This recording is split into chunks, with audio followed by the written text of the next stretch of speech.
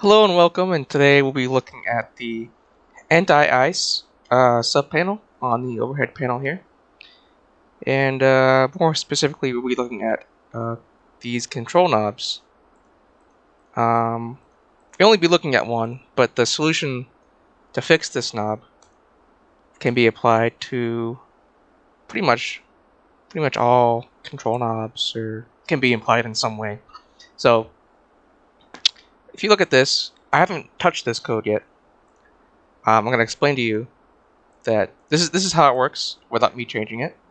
And you might think, okay, that looks like it works, but this doesn't work according to the SRS, because let's look at the SRS here.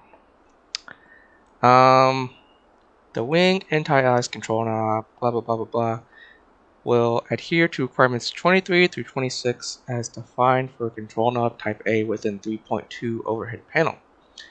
So let's look at these. All these say is just like the default states of the control knob when the plane starts, and that's important, but we want to look at how it actually moves and how it actually animates. Let's look at these other requirements. So we'll open the overhead panel, common components here, 23 through 26. If the operator selects the control knob using the left mouse button, while in the off state, it will transition it to the auto state. Okay, it's in the off state. I left click it. Okay, well that works. It's in the auto state, and then I left click it, and then it's in the on state. Okay, well that works. I select the control knob using the middle mouse button while it's in the on state, and it'll go back to the auto state. Oh boy, that's not working. Then when I click the middle mouse while selecting this, it does nothing. But when I left click it, it goes from on to off, which is not outlined in the SRS. So let's see what's going on here in the code. So first things first, I go to Blender, because I don't know what this is called in code yet, so I could assume that I could just be like anti-ice, and hopefully something comes up that way. You could do that and just kind of look for it that way, but let's look for that specific object in Blender, so that way we can pinpoint exactly where that code is. So let's navigate. Well, let's go to File, Import, AC, and navigate to your FG Aircraft folder, and enter that. Enter this. Go to Models, go to Flight Deck, and here's your overhead panel Blender file. Import that, and then press the X in the top right hand corner here. Zoom in using scroll, and let's see. Find the anti-ice panel. This is called the wing.anti-ice. I could have guessed that.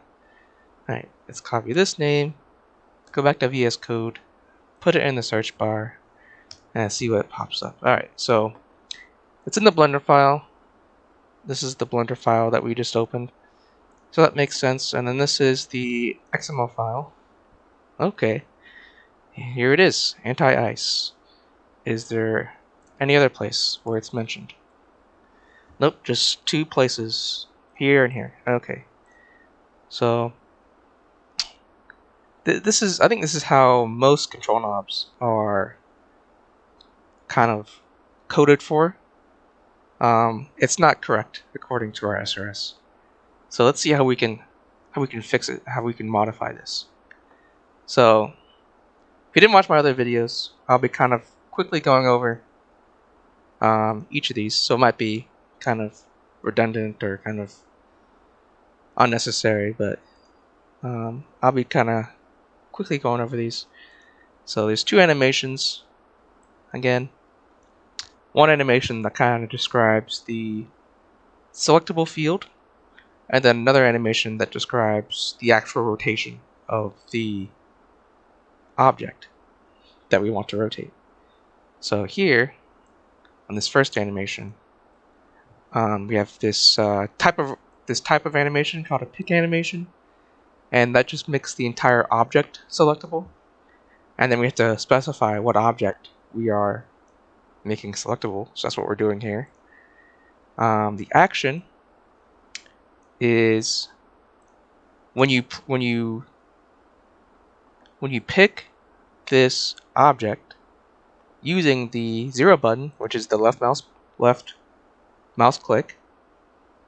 When you click on the object, it will property cycle this property. It will cycle through these values. So for example, if the default state of this object is 1, and then I click it, it'll property cycle to the next value, which is 2. So then if it's at state 2, and I click it again, it'll property cycle to 0. So that's how that works. And then the rotation animation. The type of animation this is rotate. The object rotating is this, the wing.anti-ice, and it's connected to this property, this object. So when this property is at state 0, this object will be at a rotation of -30. When it's at state 1, it'll be at a rotation of 0. At state 2, it'll be at 30 degrees. And then this axis just kind of says what axis we're rotating around. And that could be found in Blender. I'll show you that. Or you can just watch the end of my toggle or my dial switch video. It's like a 5-minute explanation I don't feel like going through right now. So to fix this, because what it's doing now is that it's at state 2, and then when I click it again, it goes back to state 0. Okay, that makes sense because we're property cycling from state 2 to state 0. That's what property cycle does. Now, there's several ways you can fix this. There's a more complicated way that I will show you, and then there's a simpler way in which you just kind of rewrite the entire thing. I'll let you decide which way is easier. So let me pull up my notepad. I already wrote this code before, and I'll explain it.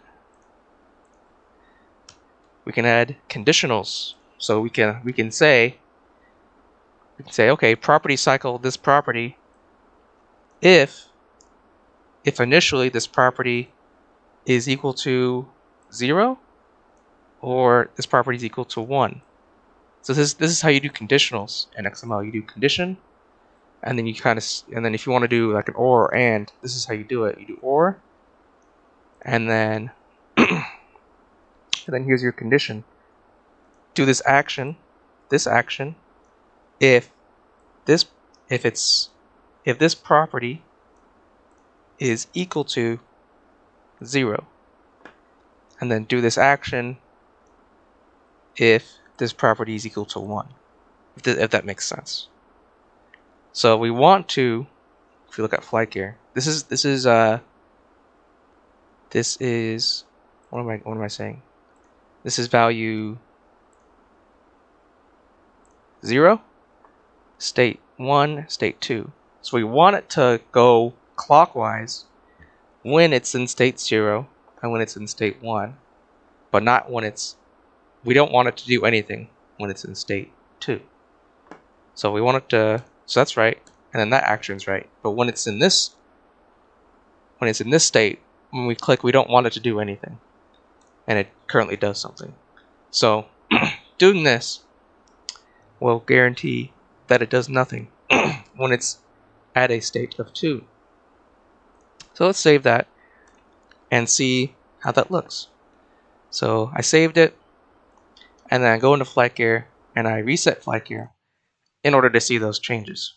Now this is going to take a second to load.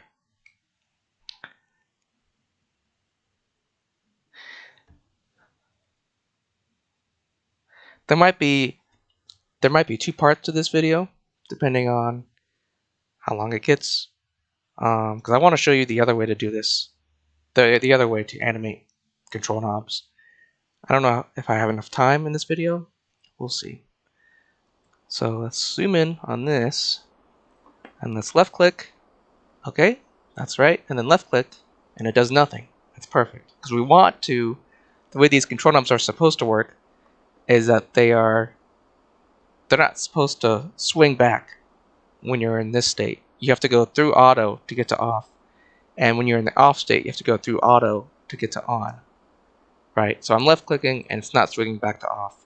And that's what we want. But when I middle click, according to the SRS, when I middle click, it goes from on to auto. And when I middle click in Flight here, it's not currently doing that. So we have to code for that as well. So basically, so this is middle click. This is left click, I'm sorry. Just a little reminder. And so we have to have another action now that kind of says, we have to have another action that's associated with a middle click. So let's add another pick animation.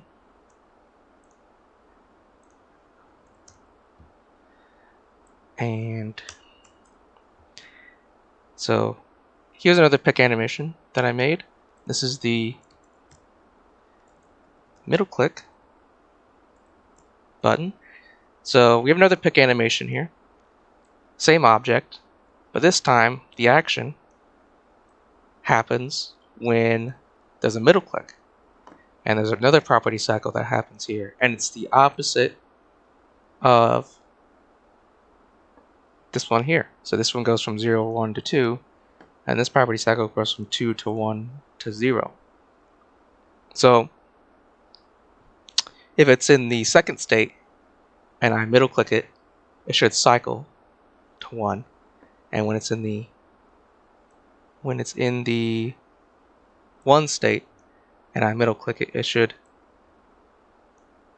property cycle to 0. But we also need another conditional here, because if I'm in the 0 state, there's nothing stopping this from cycling to 2, back to 2, because it's a property cycle. It goes from 2 to 1 to 0 to 0 to 2, and it just repeats. So we need another conditional here. So let's just copy this. It's going to be very similar to that one, but not exact. So let's see here.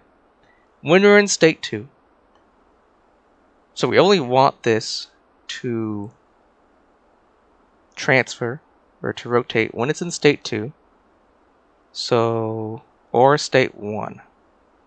So we want this to go counterclockwise when it's in state 2 or state 1.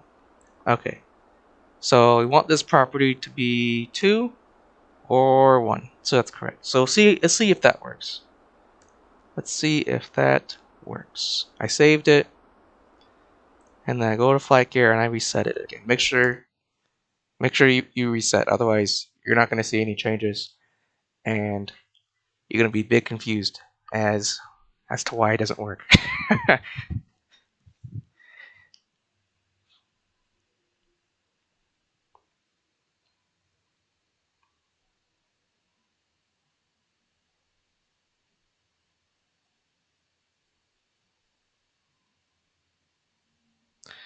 Okay, let's zoom in on this.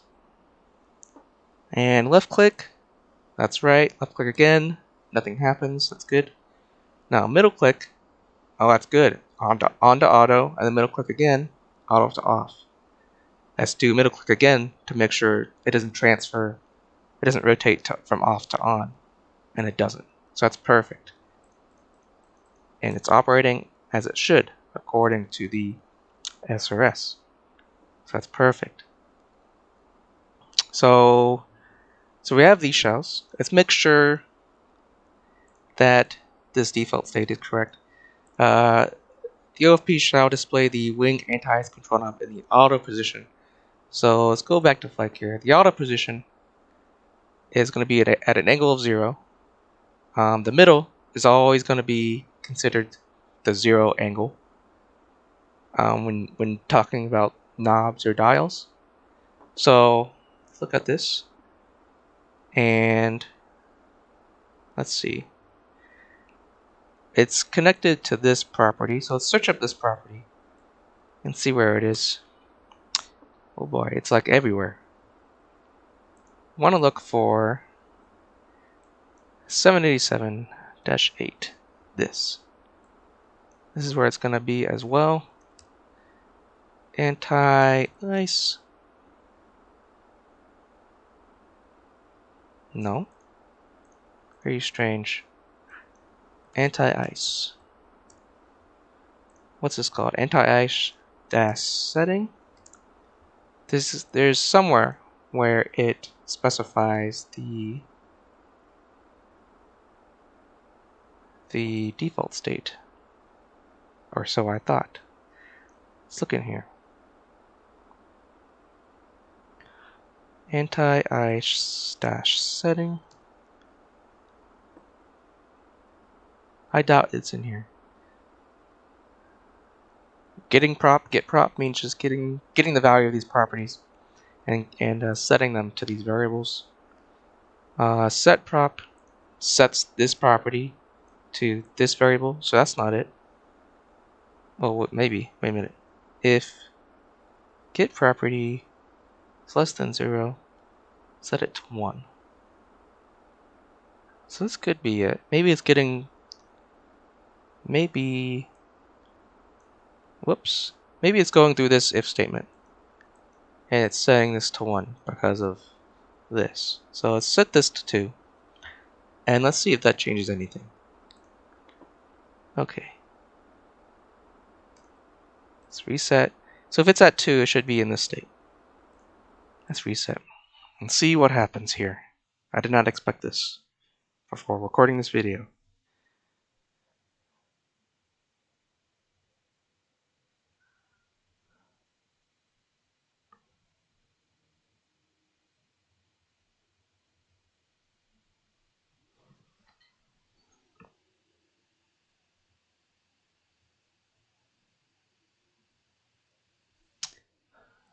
And I'm correct.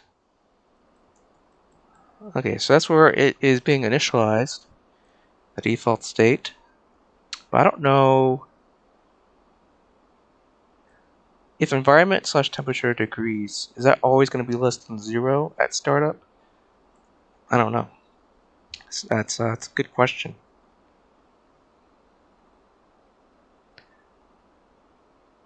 If it's less than 0, then turn it on. If it's not less than 0, then have it on auto. I suppose that makes sense to me. Either way, if it's on condition 1, it should match our SRS either way. But yeah, sometimes the default state of a switch is in some NASO files. A lot of times, though, when you're dealing with knobs or switches, the default state is going to be somewhere in the 787-8-set.xml file. Not always, but it's probably your best bet to look here first, and then after that, if you can't find it in this file, just look up the property and look for it. And if it doesn't exist still, then you need to make a new folder and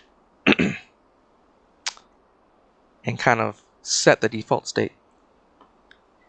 Let's see. Yeah, so we put that back to 1, and it's in the correct state. It's set to auto.